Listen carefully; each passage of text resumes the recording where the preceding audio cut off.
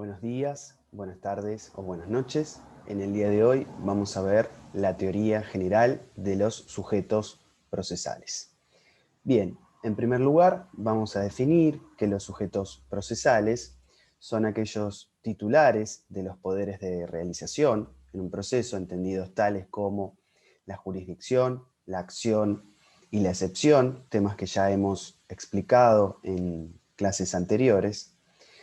Ahora bien, pueden ser también sujetos procesales aquellas personas, físicas o jurídicas, que se incorporen a un proceso judicial en carácter de sujetos eventuales o bien de auxiliares de algunas de las partes o del órgano jurisdiccional. Vamos a aclarar que el concepto de parte, que veremos más adelante, solamente aplica al actor o actora demandado o demandada. El órgano jurisdiccional, si bien es un sujeto procesal, no es parte porque, como ya sabemos, por la garantía del debido proceso legal, debe ser imparcial. En este esquema de la relación jurídica procesal, compartido por autores tales como Clario Olmedo o Cosaini o Couture, incluso, más allá de que la considere el proceso como una institución, se va a entender que esta relación primordial entre los sujetos procesales necesarios es una relación jurídica, porque entre ellos se generan relaciones de ida y vuelta en la que se configuran derechos y obligaciones en que cada uno de los sujetos se relaciona para con el otro, ¿sí? De la parte actora al órgano jurisdiccional se entablará una relación binaria en la que el actor o actora le solicitará al órgano jurisdiccional la satisfacción de una pretensión y también de ciertos actos que se desarrollarán durante el transcurso del proceso. Y así entonces el órgano jurisdiccional también peticionará al actor determinadas conductas.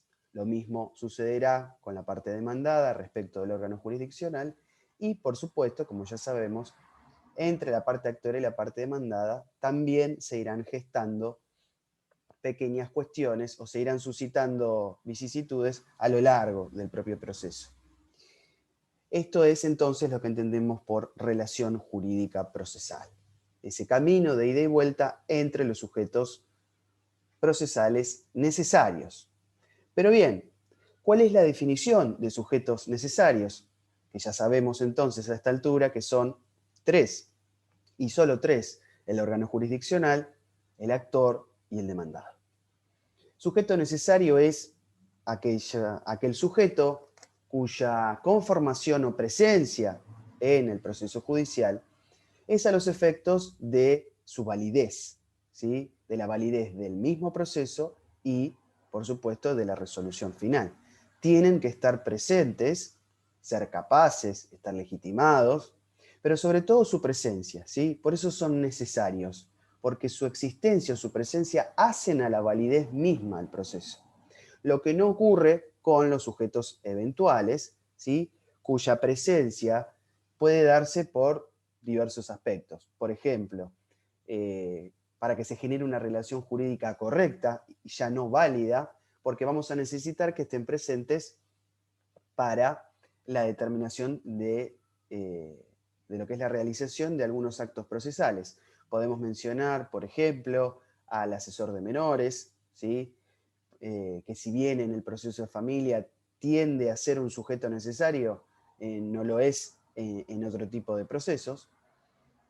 Podemos mencionar también, por ejemplo, a testigos, a peritos, podemos mencionar a los auxiliares letrados, ¿sí? Es decir, su presencia no es obligatoria para la válida conformación de una relación jurídica procesal. Quizás sí para que sea correcta, pero no para su validez. No afectan la validez. Lo mismo sucederá, por ejemplo paradigmático en el proceso penal, con el particular damnificado, o bien ahora la víctima con su nueva configuración de mayor amplitud de derechos en el proceso penal. Bien, vamos a analizar ahora cada uno de los sujetos procesales con los conceptos fundamentales que se relacionan con su definición. Bien, el órgano jurisdiccional entonces va a ser el titular de la jurisdicción. Jurisdicción entendida como aquella potestad o función pública ejercida de aplicar el derecho al caso concreto para la válida resolución de un conflicto con relevancia jurídica, ¿sí? En esta aplicación de las leyes sustantivas, ¿sí? Más allá de cumplir una manda procesal. Por eso decimos que los jueces aplican las leyes de fondo más allá de ser los directores o directoras de un proceso judicial. En eso de la confluencia de dos tipos de normas, una creadas por el Congreso de la Nación y otras por las legislaturas provinciales. ¿Cómo puede estar compuesto un órgano jurisdiccional? Bueno, puede estar compuesto por una sola persona, y ahí lo llamaremos juzgado. Puede estar compuesto por 3 personas, y ahí lo llamaremos tribunal. Puede estar compuesto por 2 personas, y ahí lo llamaremos cámara, o bien sala, más técnicamente hablando, porque la Cámara se entiende que pueden ser 3 personas sumando al presidente de la Cámara, tal como ocurre, por ejemplo, en el Fuero Civil y Comercial de la provincia de Buenos Aires.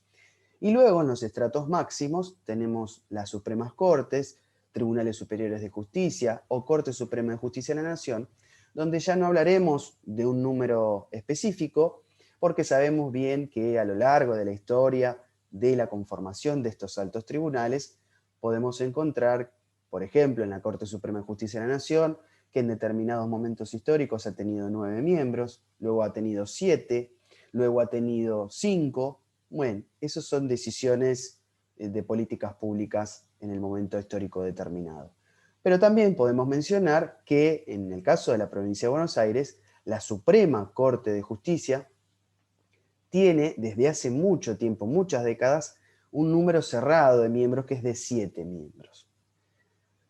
Bien, otro concepto que se relaciona con el órgano jurisdiccional es, por supuesto, el de la competencia. Ya habíamos mencionado al debido proceso como esa garantía omnicomprensiva fundamental, regulada tanto en los tratados internacionales como en nuestra propia Constitución Nacional. Habíamos dicho que ese órgano jurisdiccional, además de ser imparcial, debe ser independiente, independiente desde 2 aristas, ¿sí? Existe una independencia interna y una independencia externa. ¿Qué es la independencia interna? Aquello de que, al ser independientes, no deben estar sometidos a lo que son los criterios de los órganos superiores, ¿sí? Tienen la total libertad de resolver en el caso concreto sin tener que estar obligados a seguir una doctrina legal o los criterios de sus órganos superiores, más allá de que obviamente exista una jerarquía dentro del Poder Judicial. Y la independencia externa, entonces, quiere decir que los jueces o juezas no pueden estar influidos de los poderes políticos de turno, ¿sí? Esto, dicho de manera muy simple y objetiva, lo podríamos discutir, pero bueno, no es el ámbito. Volviendo entonces a este tercer rasgo que nos dice el debido proceso que debe tener todo juez, que debe ser competente. Bueno, ¿qué es la competencia entonces? Es la aptitud que tienen los jueces para desarrollar o llevar adelante su función de jurisdicción en un territorio, en una materia, en un grado y en un tiempo, ¿sí? La competencia territorial, vamos a hacer el ejemplo, como siempre, de la provincia de Buenos Aires, está determinada porque existen determinados departamentos judiciales, ¿sí? Si bien una persona que es nombrada juez o jueza tiene jurisdicción en su departamento judicial, se entiende que son jueces provinciales, ¿sí? Pero se acota su jurisdicción al departamento judicial en donde estén nombrados, siempre que estemos hablando de una primera instancia. Mientras más arriba nos vayamos en la pirámide jerárquica, mayor será el territorio donde tengan su jurisdicción. Por ejemplo, caso paradigmático, los jueces de la Suprema Corte, que tienen jurisdicción sobre todas las materias y de todo el territorio bonaerense por ser el órgano judicial máximo. Pero volvamos un segundo a los jueces de primera instancia, ¿sí? Territorialmente van a tener competencia en un departamento judicial. Materialmente van a ser jueces civiles y comerciales, o penales, o laborales, o de familia, o contenciosos administrativos, o sea de la materia que sea. Entonces ya sabemos que en la primera instancia el órgano jurisdiccional tiene una competencia acotada a un territorio y a una materia. Volviendo a esto de la estructura jerárquica organizativa del Poder Judicial, también van a tener una competencia en razón del grado. ¿Y esto qué quiere decir? Bueno, que van a ser jueces de primera instancia, van a ser jueces de segunda instancia, pudiendo ser de Cámara de Apelación o de Tribunal de Casación Penal, y también van a poder ser jueces de los órganos superiores, ¿sí? Ministros de la Suprema Corte de Justicia o de la Corte Suprema de Justicia de la Nación. Y por último, esa competencia también va a estar dada en razón del tiempo, ¿sí? Y esto ya no se relaciona ni con un territorio, ni con una materia, ni con un grado, sino con que, con el cumplimiento de esta garantía constitucional del artículo 18 del juicio previo, ¿sí? Que es que el juez debe estar determinado previo al acaecimiento del hecho en cuestión, no solo en materia penal, sino en cualquier tipo de materia, porque hay una prohibición expresa en nuestra Constitución de que existan órganos jurisdiccionales ad hoc, ¿sí? Es decir, puestos posteriores al hecho, porque ahí estaríamos tirando por la borda todo esto que venimos diciendo de la garantía del debido proceso. Esto también se relaciona con los turnos judiciales, ¿sí? Esto es que cada juez, en razón de su competencia, territorio, materia y grado, va a tener o va a entender, ¿sí? En determinados lapsos temporales, sobre todo por cuestiones de urgencia o de acaecimiento de hechos en un momento determinado, ¿sí? Eso es la competencia en relación del tiempo. Ahora bien, la última pregunta que nos tenemos que hacer en este aspecto es, ¿cómo llega una persona a ser juez y cómo es el mecanismo para removerlo? Bueno, en esto tenemos que analizar el contenido no solo de disposiciones constitucionales provinciales, sino también de leyes que las reglamentan. Me voy a ceñir, como siempre, a la provincia de Buenos Aires, sin dejar de mencionar que la nación argentina tiene su propio procedimiento de nombramiento y remoción de jueces.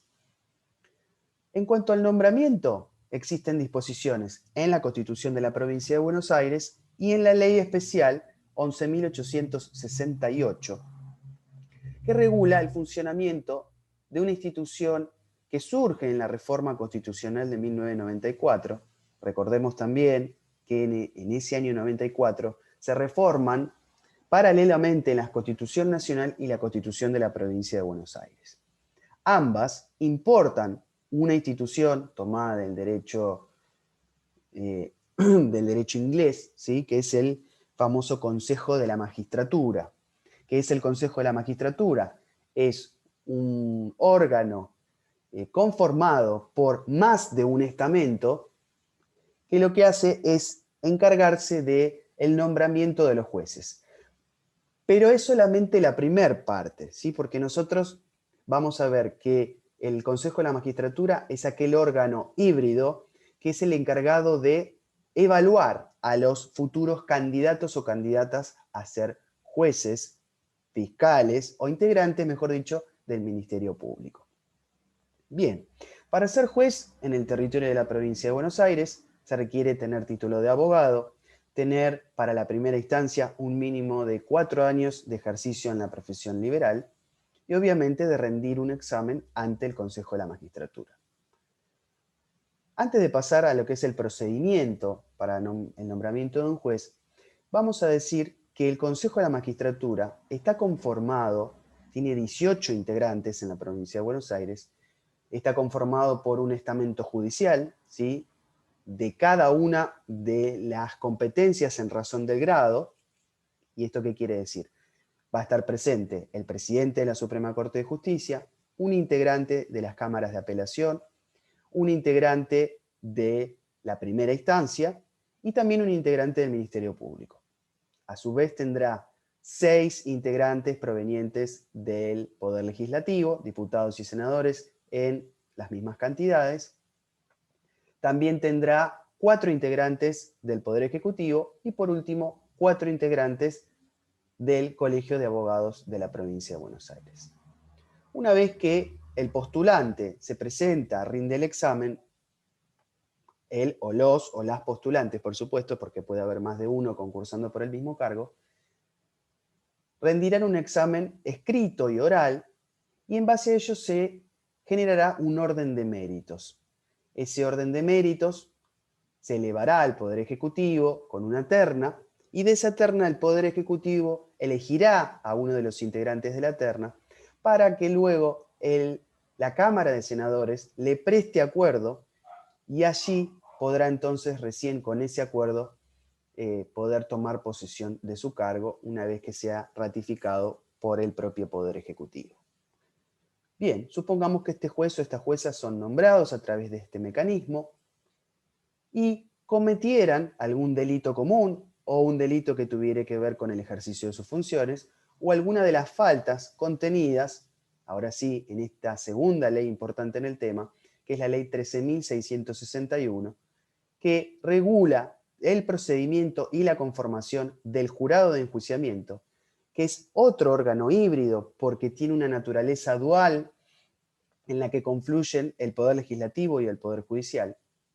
Se crea la Secretaría de Enjuiciamiento de Magistrados y Funcionarios del Poder Judicial, con una naturaleza jurisdiccional, que lo que hace es someter a un procedimiento para determinar si corresponde o no la remoción de un juez o una jueza, o bien de un integrante del Ministerio Público. Esta aclaración la vamos a hacer siempre.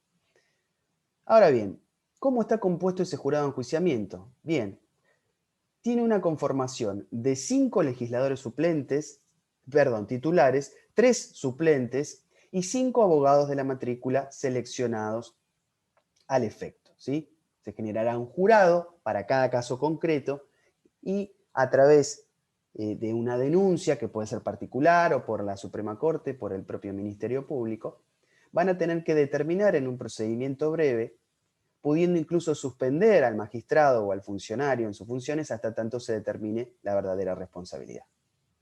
Se llevará adelante una audiencia pública en la que, por supuesto, el magistrado o funcionario podrán defenderse de dicha acusación, y si el jurado de enjuiciamiento entendiera que procede la remoción, así lo hará, y ese juez perderá su jurisdicción.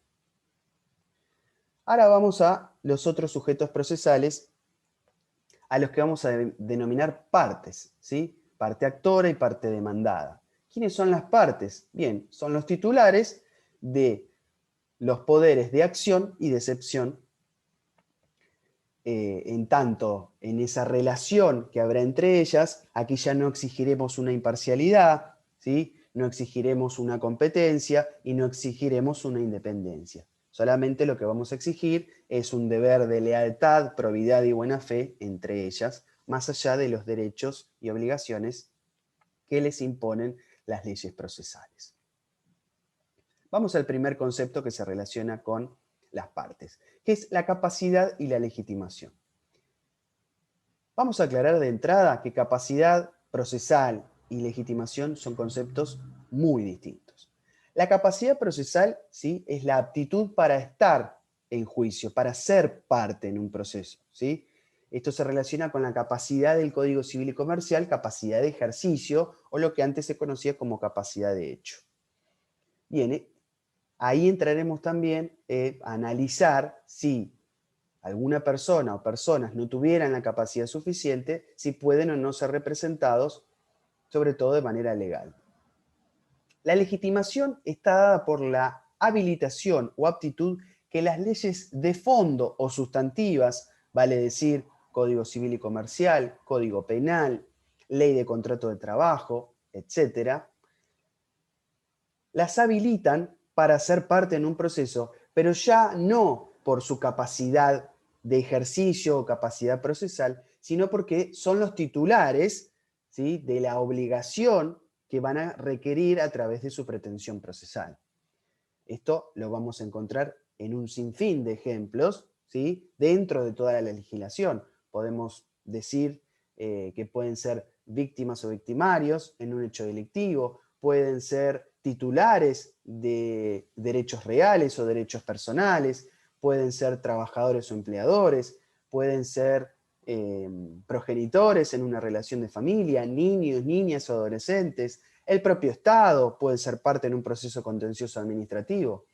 Bueno, como ya ven, esa legitimación para ser actor o para ser demandado, ¿sí?, va a provenir de la propia ley sustantiva.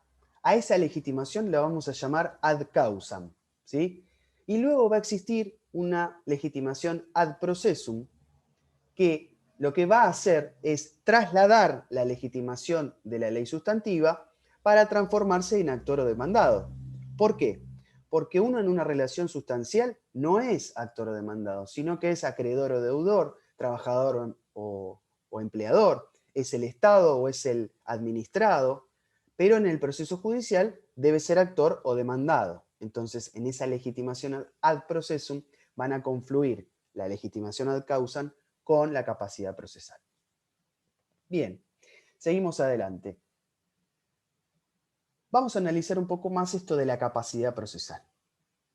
El concepto capacidad procesal, como ya lo definimos, era la aptitud para ser parte en un proceso.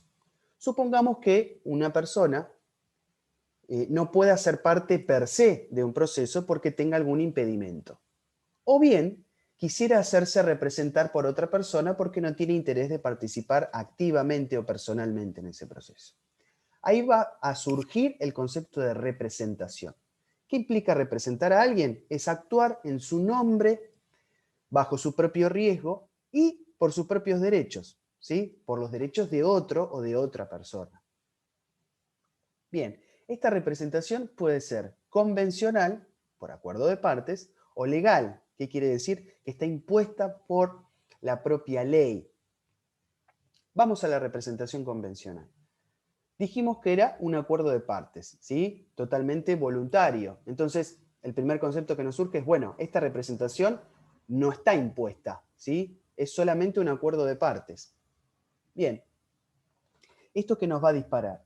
En la noción de acuerdo de voluntades y de contrato, que no es ni más ni menos que un acuerdo de voluntades. Bueno, ¿cuál es el contrato entonces por el cual una persona puede representar a la otra? En un concepto muy básico, actuar en interés y en nombre de otra persona es llevar adelante un contrato de mandato, ¿sí? Aquel que está definido en el artículo 1319 de nuestro Código Civil y Comercial de la Nación. Bien, nosotros podemos tener un simple contrato de mandato con otra persona que voluntariamente desee representarnos o nosotros así lo querramos.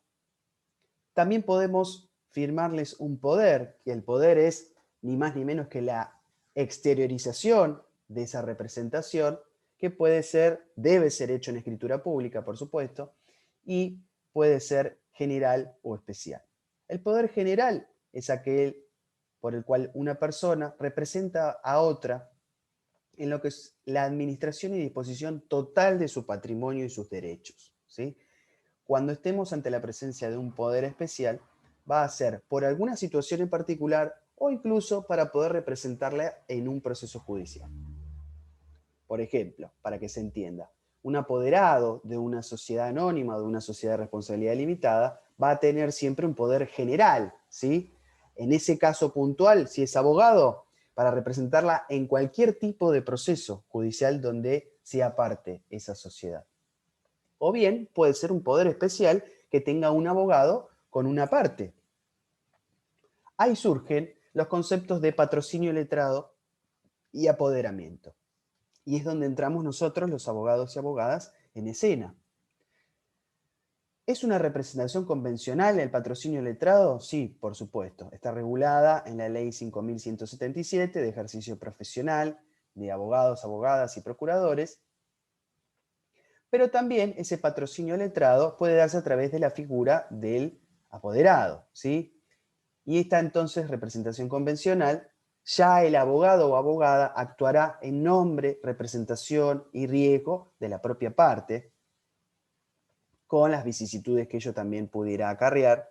Pero bien, si tenemos una relación normal y habitual de patrocinio letrado, será la parte, la persona actora o demandada, con su abogado o abogada como patrocinante, quienes irán adelante en el camino del proceso.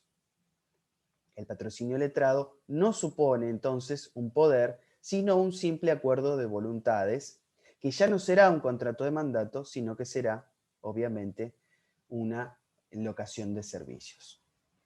Del lado de la representación legal, que esta ya no es un acuerdo de voluntades, sino que está impuesta por la propia ley, tenemos que analizar los casos que se dan en personas humanas y en personas jurídicas, públicas o privadas. Respecto de las personas humanas, tenemos el caso de los niños, niñas o adolescentes que pueden o deben, mejor dicho, ser representados por sus progenitores, y a falta de progenitores o referentes afectivos, a través de lo que son los tutores, que pueden ser legales o judiciales. Luego tenemos las personas con capacidad restringida o personas con plena incapacidad, que van a ser representadas tanto por las personas, por los curadores, en caso de que sea una incapacidad total, o por las personas de apoyo, en caso de que esa capacidad sea restringida pero no total. Si vamos a las personas jurídicas, tenemos a las personas jurídicas privadas, ¿sí? El caso paradigmático de las sociedades, que son representadas legalmente y ya no como en el caso anterior de que tengan un apoderado, abogado o abogada, por ejemplo, sino que en su propia conformación societaria tienen sus órganos de representación, ¿sí? En el caso de la sociedad anónima, por ejemplo, su presidente; en el caso de la sociedad de responsabilidad limitada, el gerente, y así sucesivamente. Es decir, en ese mismo caso pueden confluir ambas representaciones, convencional y legal, pero la legal es la que debe existir obligatoriamente, porque está impuesta por la propia ley general de sociedades, en este caso 19.550.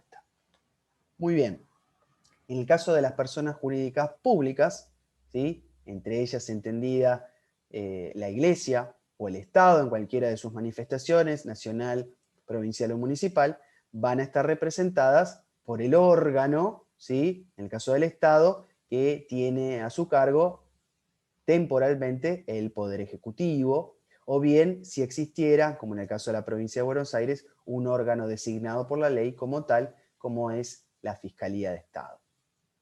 En el caso de la Iglesia, por supuesto, ya sabemos quién es la persona que lo representa, dependiendo del estamento en el que estemos. Muy bien. Hasta aquí entonces hablamos del concepto de parte en su aspecto unitario, ¿sí? Un actor, actora, un demandado o demandada. Ahora vamos a ir a un concepto donde vamos a hablar de pluralidad de personas en el concepto de la parte. Bien. ¿Qué es un litisconsorcio? Bueno, es un litigio de suerte común entre varias personas, físicas o jurídicas, que deben confluir en alguna de las partes porque el resultado de ese proceso eventualmente les puede ser alcanzado. Eso es un litisconsorcio. Siempre estaremos en el concepto de parte, ¿sí? La parte conformada por más de una persona física o jurídica.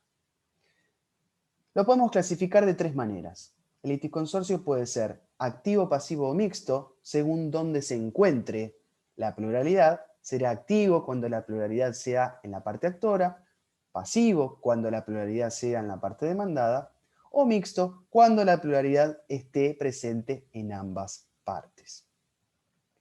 Desde el punto de vista de si ese litisconsorcio está determinado por la voluntad de las partes o por la ley, va a ser facultativo cuando sea determinado por la voluntad de las partes, que entiendan, ¿sí?, que esa parte debe ser conformada por más de una persona, por ejemplo, los cónyuges, ¿sí?, en alguna cuestión en particular donde no sea necesaria su presencia, o bien necesaria, ¿sí?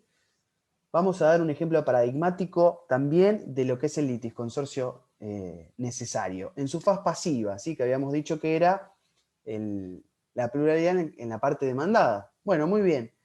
¿Qué dice el Código Civil y Comercial? Que cuando un niño, una niña, un adolescente demande por una acción de filiación, lo tendrá que entablar obligatoriamente contra ambos progenitores, ¿sí? Madre, padre o madre, padre y padre, ¿sí? Pero contra ambos. No puede ir contra uno solo, porque si no, esa acción no va a estar válidamente emplazada.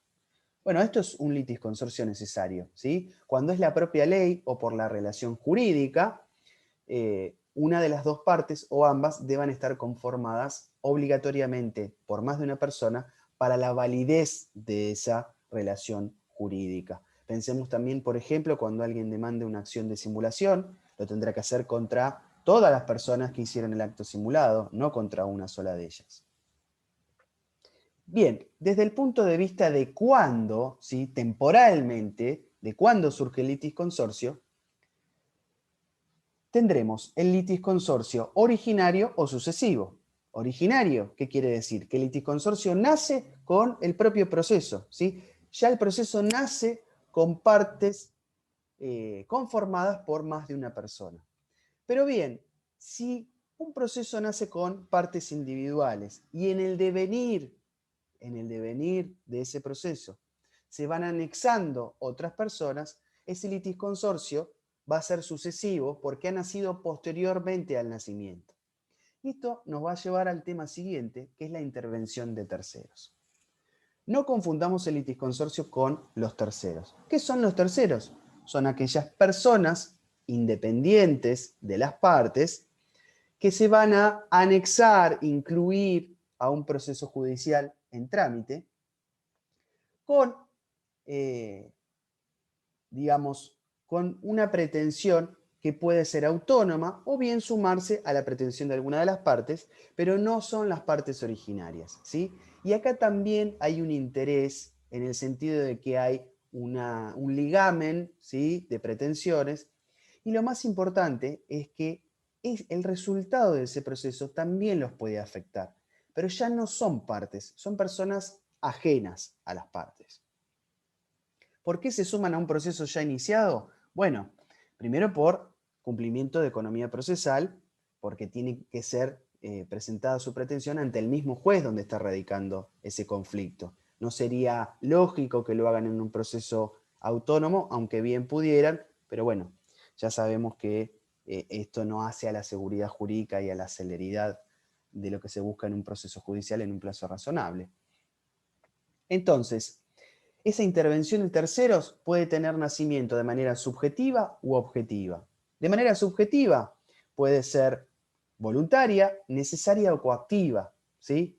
Voluntaria será cuando la intervención de ese tercero se da por el propio tercero, de manera voluntaria, ¿sí? Por su propia voluntad, o traído voluntariamente por alguna de las partes. Ahora bien, ¿por qué remarco la palabra voluntario?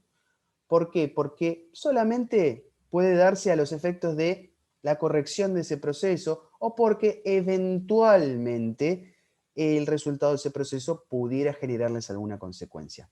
Pero si esa persona no se presenta al proceso, tiene la posibilidad de no hacerlo porque quizás el resultado pueda no afectarlo. Por eso estamos en el terreno de la voluntad o voluntariedad. Ahora bien, la intervención necesaria, ¿sí?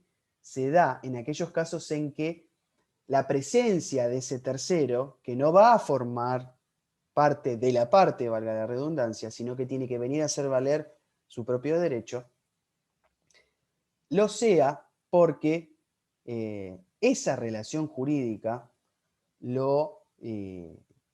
digamos, lo envuelve, ¿sí? Lo envuelve y lo relaciona íntimamente con el proceso y con la eventual consecuencia, ¿sí? Pensemos, como vamos a ver después desde el punto de vista objetivo, que en los casos de accidentes de tránsito tenemos que citar a la aseguradora, ¿sí? De manera necesaria, ¿sí? No coactiva, sino necesaria a través de las partes, porque ese contrato de seguro que subyace al hecho dañoso lo tiene previsto como un riesgo. Entonces, lo que hace a la protección de la aseguradora respecto de su asegurado nos transforma a esa aseguradora en un tercero que es quien tiene que incorporarse finalmente a ese proceso. En este caso puntual se lo citará en garantía, ¿sí? Pero no deja de ser un tercero. De manera coactiva, bueno, el único que puede hacer intervenir un proceso de manera coactiva es el órgano jurisdiccional, ¿sí? Cuando entienda que, si bien las partes no lo han citado como tercero, es necesaria, pero no confundan con la intervención anterior, ¿sí? Es necesaria su presencia para que haya una relación jurídica procesal completa y válida, ¿sí? Pero de manera coactiva, el único que está habilitado por la ley a hacerlo es el órgano jurisdiccional, más no las partes.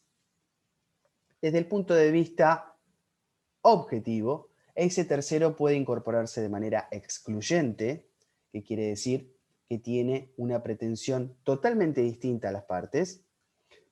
Puede incorporarse de manera coadyuvante o adhesiva simple, que es a los efectos de acompañar la pretensión de alguna de las partes, pero ya en el mismo cauce y no en un cauce distinto, ¿sí? Por ejemplo, en el proceso penal, la intervención del particular damnificado podría ser excluyente cuando tuviera un cauce investigativo totalmente distinto al del Ministerio Público Fiscal, o bien coadyuvante, que es a los efectos de incorporar medios probatorios o poder seguir de cerca la investigación ya como tercero investido como tal.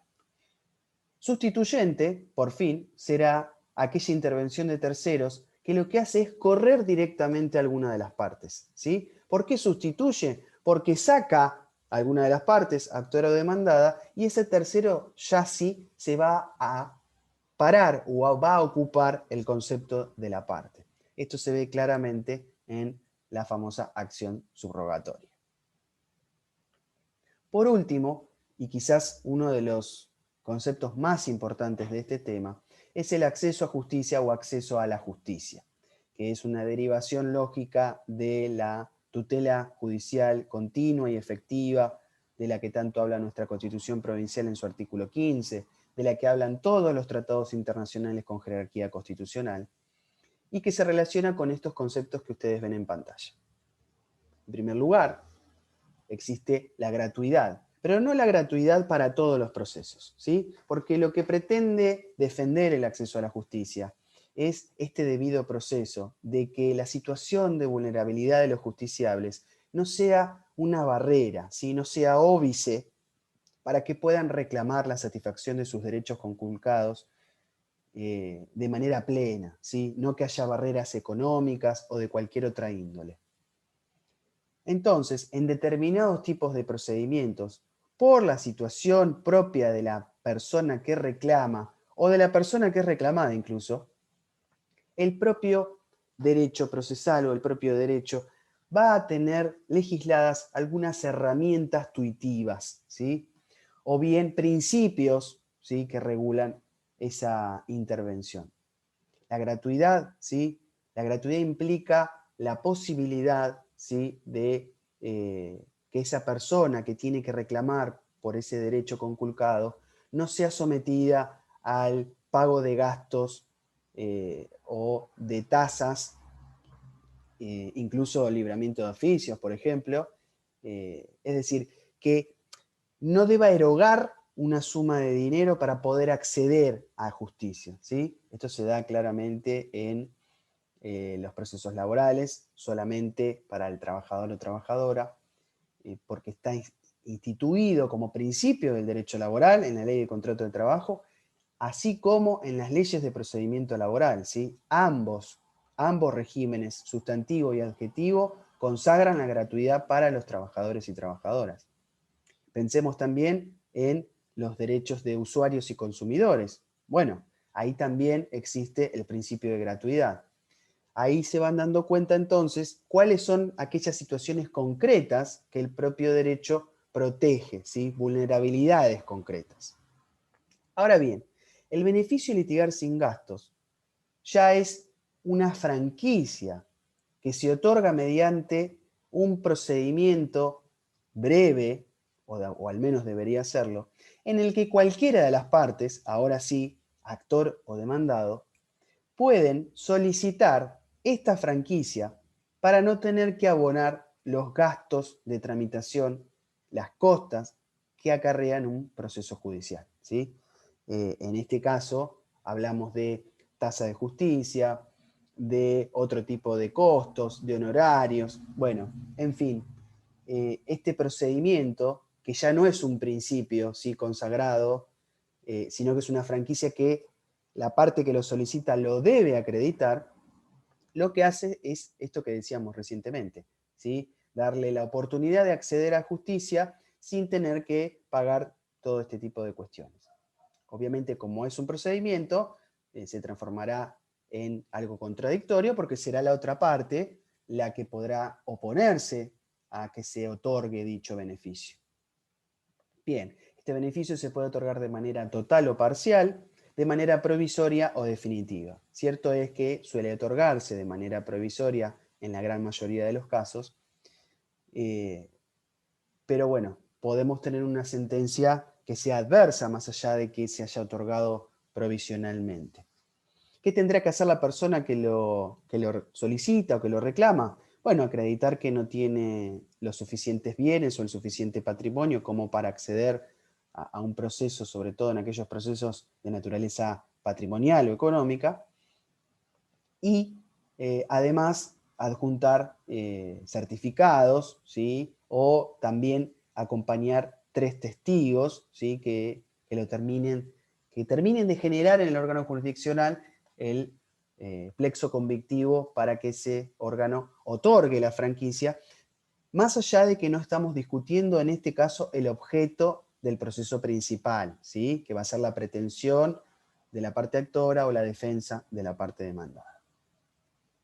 Cierto es también que el beneficio de litigar sin gastos debe ser resuelto de manera previa a la sentencia definitiva del proceso principal o incluso de manera paralela o coetánea. Y por último, la exención de costas o de contracautela, esto es para los casos específicos, ¿sí? En que se solicite una medida cautelar y en la situación de vulnerabilidad en la que esté la persona que la exige, por cuestiones incluso humanitarias, el propio órgano jurisdiccional va a estar habilitado a eximirlo de una contracautela dineraria, por supuesto, solicitándole que preste una cautela personal, ¿sí? Juratoria o a través de terceras personas. El Estado, ¿sí? También está eximido de contracautela, pero ya no por una cuestión de acceso a justicia, sino por su propia posición de Estado mismo. Y la excepción de costas, ¿sí? Que es para aquellas personas que hayan litigado y en casos muy, muy, muy paradigmáticos, ¿sí? No es un principio esto, pero bueno, ya vemos que lo que hace el acceso a justicia es eh, no, no poner mayores barreras, ni económicas, ni de cualquier otra índole, para que cualquier persona, cualquier ciudadano, cualquier habitante pueda acceder a tener o a obtener de un órgano jurisdiccional una resolución que ponga fin a ese conflicto. Bueno, muy bien, me he extendido un poco, espero haber sido claro y cualquier cosa a su disposición como siempre. Muchas gracias.